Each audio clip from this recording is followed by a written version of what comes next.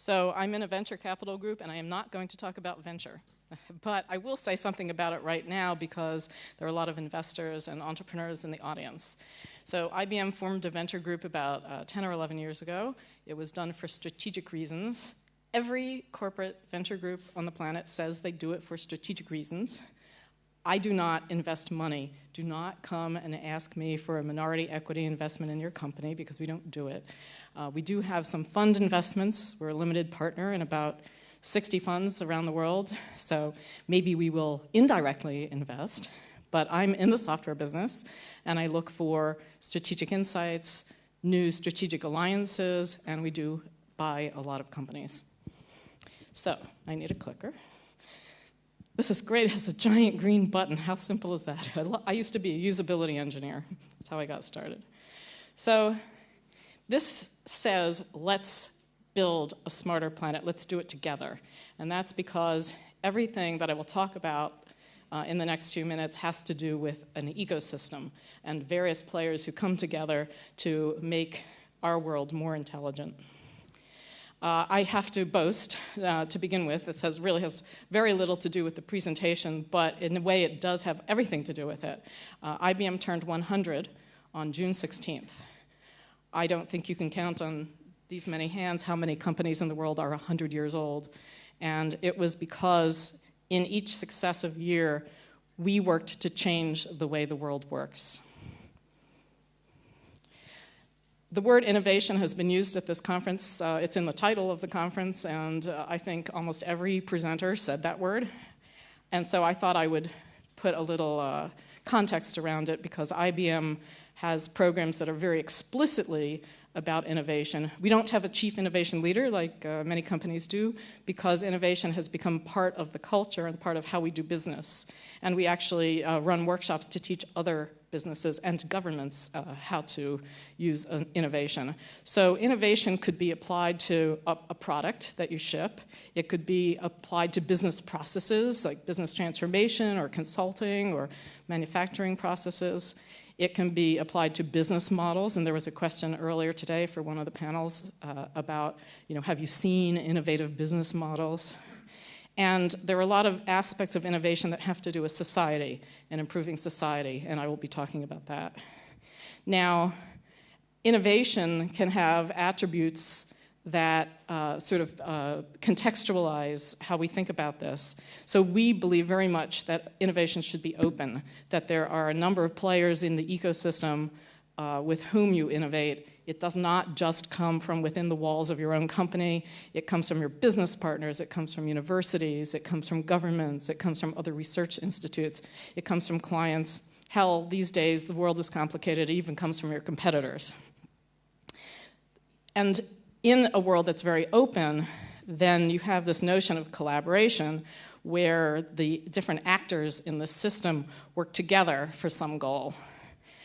Increasingly these days, it's become multidisciplinary, and that's been a concern to us when we look at the programs in various universities around the world, because we want our future employees to have this cross-disciplinary idea where if you're working in healthcare IT, or you're working in clean tech, you're working in green energy, those are things that require MBAs and engineers and specialists in these domains to work together. Otherwise, they cannot really deliver the solutions that need to be delivered. And lastly, it's a completely global business. All of our businesses are global, I think. Some of you are very young companies, but they will be global. Now, this innovation that matters, the innovation that's applied in these ways, is at the intersection of business and technology. There is no innovation that's purely technology. That's invention. Innovation is always in a business context. So now I will talk about our theme of the smarter planet. This is the intersection of the physical world with the digital world. And because you can do things that you could never do before, that is a real opportunity to change society, to change business, to change the way we all work and live.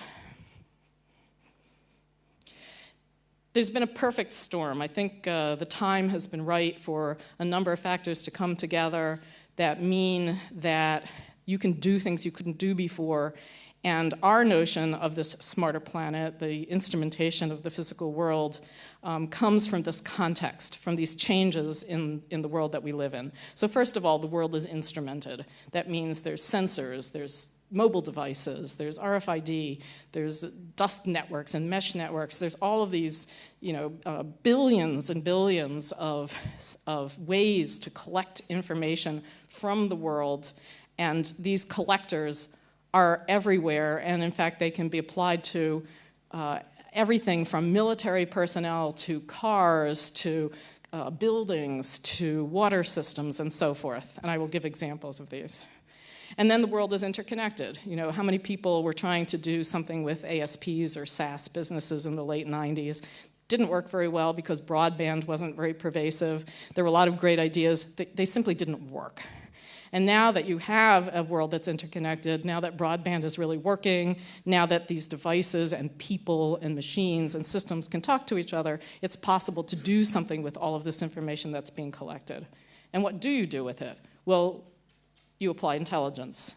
So you take all of this information that's being collected, you decide what's important for a particular type of solution or a particular type of problem, and you analyze that information. So analytics has been mentioned today, and that is one of the top strategic initiatives for IBM.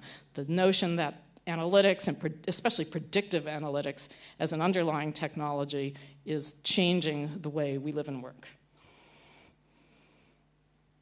And here are just a few examples of how these notions can be applied.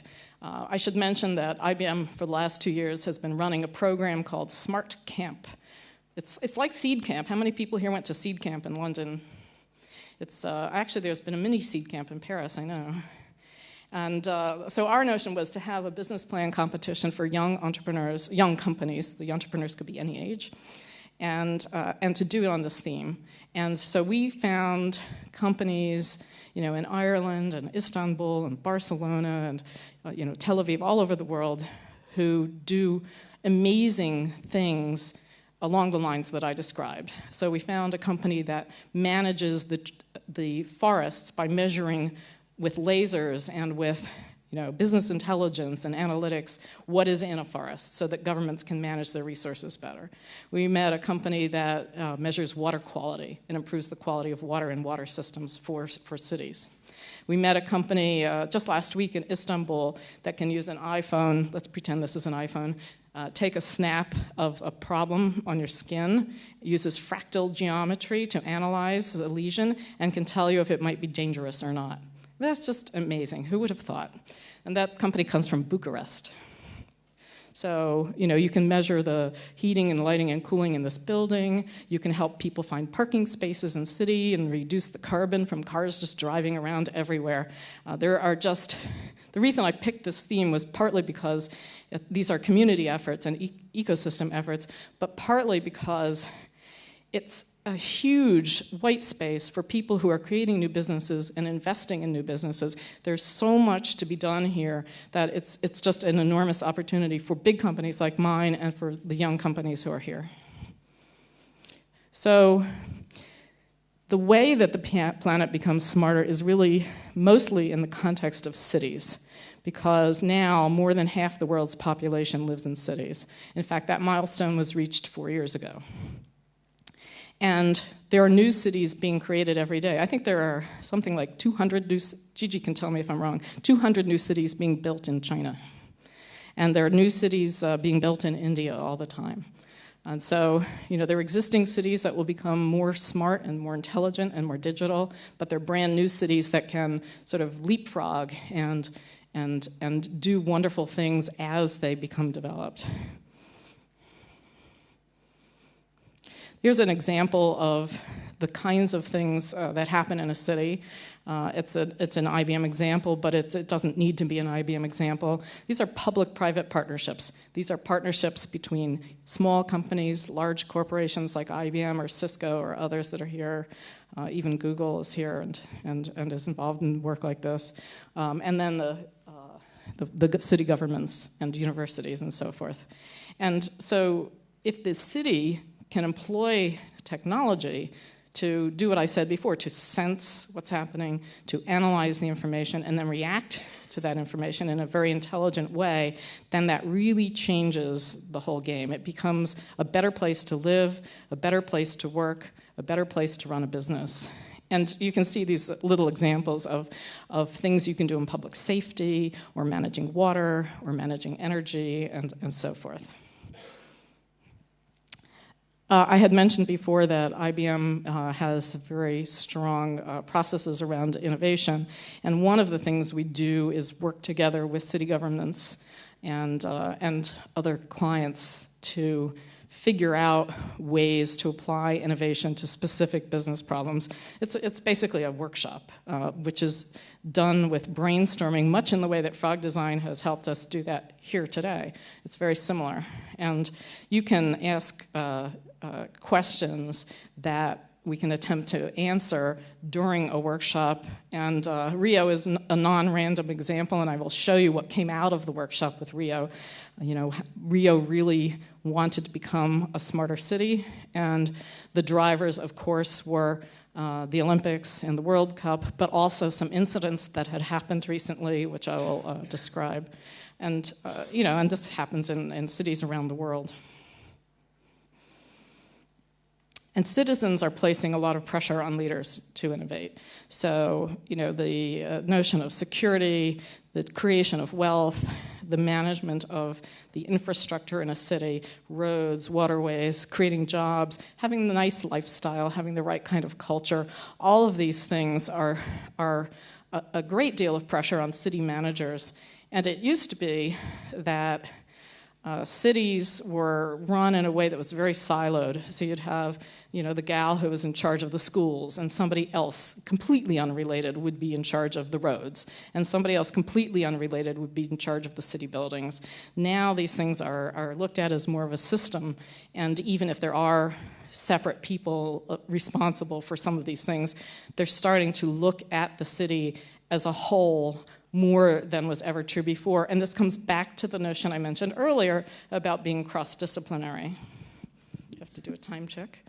Okie doke. So a smart city can drive growth and can drive economic growth. And the ability to anticipate a problem or to coordinate resources or to leverage information, these are some of the things that cities are increasingly doing. We have worked with over 2,000 projects in cities all over the world. I'll just mention two of these. One is actually not a city, it's a country. It's Malta. Malta's actually the size of some cities. Anyone here from Malta? No. I've actually been there. In Malta, you know, this chart says we will help to build smart meters for energy management, but actually Malta took this systems view because the water systems and the power systems and the roads and the ability to deliver supplies and coordinate resources in one, you know, sort of systemic view was very important, and that was a big aspect of that. So the interdependencies among these systems, I think, is really important. And then the New York City example has become a showcase. This was really about the analysis of information. The police created a database that had every crime listed in the database. Who did it, where it was done, time of day, neighborhood, you know, every attribute they could think of to put in this database. And then an analysis was done of what was in the database, and it turns out that crime is shockingly similar over time. The same people, the same neighborhoods, the same time of day, and you can get a predictive quality applied to law enforcement that helps reduce crime because you can anticipate it. And the police didn't know that they could do that before this project was started. This system has become a showcase, and police departments from all over the world go to New York to take a look at it. So what happened in Rio, I don't know if you remember the news from a year or two ago, there was severe flooding in the favelas. Slums just slid down the mountain, and a lot of people were killed. And the city originally wanted to do an innovation workshop simply to anticipate flooding and respond better. Part of the problem was that they didn't check the meteorological data well enough to be able to predict that this might happen. And the second problem was that they didn't coordinate emergency response because these were all in different departments and they didn't collaborate well. And so, these things are not necessarily preventable, but they're manageable and the risk can be reduced. So we created a city operations center that analyzes all kinds of data to prevent this from happening again. We had a lot of experience, as I mentioned before, with projects that we did in different cities. And what happens when you do all of these different projects is that patterns become very visible to you. You start to learn over time from these experiences, and then you can apply the patterns to other problem areas. And so we created this intelligent operations center so you could have the most repeatable best practices and allow people to leverage the information, anticipate problems like the flooding, and then coordinate the resources to respond. Could be emergency response or it could be some other kind of thing. And this operations center was applied for things like public safety, for transportation, for managing water. Of course, there'll be millions of people coming into Rio for these big games. They want to be able to anticipate what's going to happen in the stadiums and in the airports and the transportation systems. And so this operations center has real-time data coming in, being analyzed, and then being visualized for the people who need it, and then coordinating across departments so that they can collaborate. And the kinds of functions would be event management, exploring the data, getting workflows involved. I mean, these are all technical aspects of how you use underlying technology to make possible the kinds of information analysis and decision making that the city needs to do. And of course, we've been talking about cloud computing today. This can be deployed in a cloud, or it could be sitting in the city offices. Because it can be deployed in a cloud, you can share services. Not everyone can afford their own operations center, and so there are cities in England that share them, and there's no reason they can't share them. And they can have their own private areas on them. And I'll just mention a couple of examples of how cities have been using innovation to improve the quality of life for citizens. I mentioned Smart Camp earlier. It started in Dublin, Ireland. The reason it started in Ireland is that the Dublin City Council was holding an innovation festival, and they wanted IBM to participate. And we already had offices in Ireland to develop software and so forth, and for business partners to come in. And because we started working with entrepreneurs, and because we have a smart cities operations center in Dublin, we actually started adding jobs.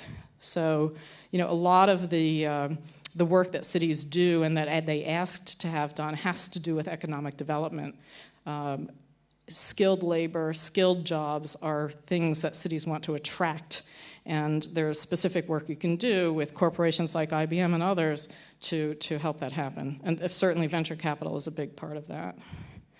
And here are some examples of what was done in Dublin. They can monitor the water and electricity and gas. You can see this is actually a photograph of the government buildings, or a mock-up of the government buildings, and they can monitor greenhouse gas emissions from all of the buildings and try to reduce energy use.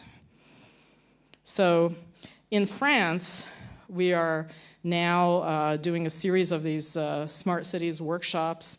The one I went to in Bordeaux was organized by the Mairie de Bordeaux, Alain Juppé, who is also your foreign minister. And the city, of course, desires to be more digital, more connected with citizens. There's this notion of the engaged citizen, that the government and the citizens have a dialogue and a collaboration, and that there's engagement between them.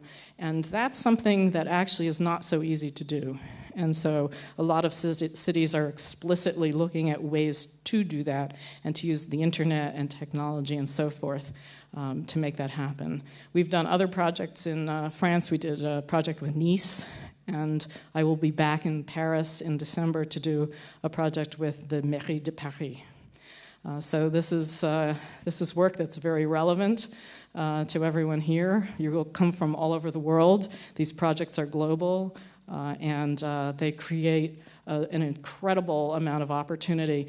We have never done a single project that we've done all by ourselves. It's about the ecosystem. Thank you very much. Do we do questions? Yeah, we can take some questions if you have. Anyone wants to raise his hand? Too much dessert? It's a tough moment in the afternoon. Okay.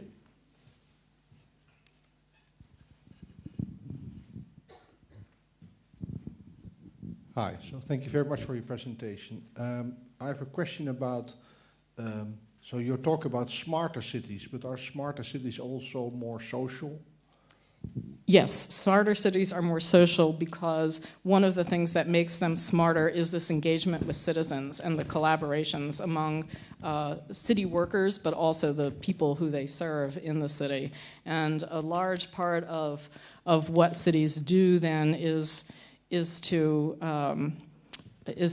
work better with the people who live there. So the example I showed from Dublin was about managing energy in the city buildings, but I have another example from Dublin that is called, let's see, what is it called? Transportation Tracker or some such thing. It's a portal that allows citizens to share information about what routes are available on buses, where there's accessibility available, how to get from one place to another. You know, people share information like that. There's this really cool startup called City Sourced in San Diego, which is working with a lot of city governments. It's a website where you, as a citizen, can take a snap of a problem, post it on the website, and then the city agrees to investigate the problem. But the social aspect of this is that other citizens can view the postings and can comment on them. Is this a severe problem? Is it not? Do I know how to fix it? It's a very collaborative, engaged model, and you see more and more things like that now.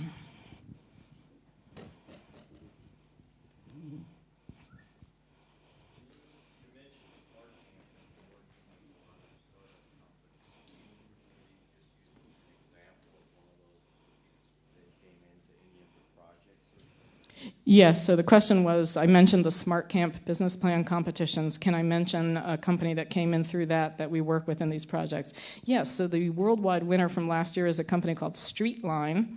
They're from Silicon Valley, although they competed in Dublin against companies from other cities around the world. And they have a solution for smart parking. So they sell the solution to city governments because you could think parking has been done in the same way for, dozens and dozens of years, and it hasn't ever got any better. Somebody estimated that 30% of the carbon and traffic created by traffic in the city of Los Angeles is just people looking for parking spaces, cruising around looking for a space. So if you can reduce that, you can save a lot of carbon, a lot of traffic, a lot of aggravation and congestion. So cities will buy the Streetline application, which is basically you put a sensor in each parking space, you collect information from the sensors, the city can manage the parking spaces as an asset. They can make it free sometimes of the day, they can make it expensive when the city's very congested, and then they have a smartphone app for the drivers, and so you can be directed to a place where there is a space in real time rather than cruising around looking for them. So we are bidding projects together in cities around the US, and we'll be doing that internationally as well. There are other examples, but that's a good example. Well, thank you so much, and we want to certainly wish you another one for IBM, the work they've done for 100 years, have another 100 years of success with IBM. Thank you very much.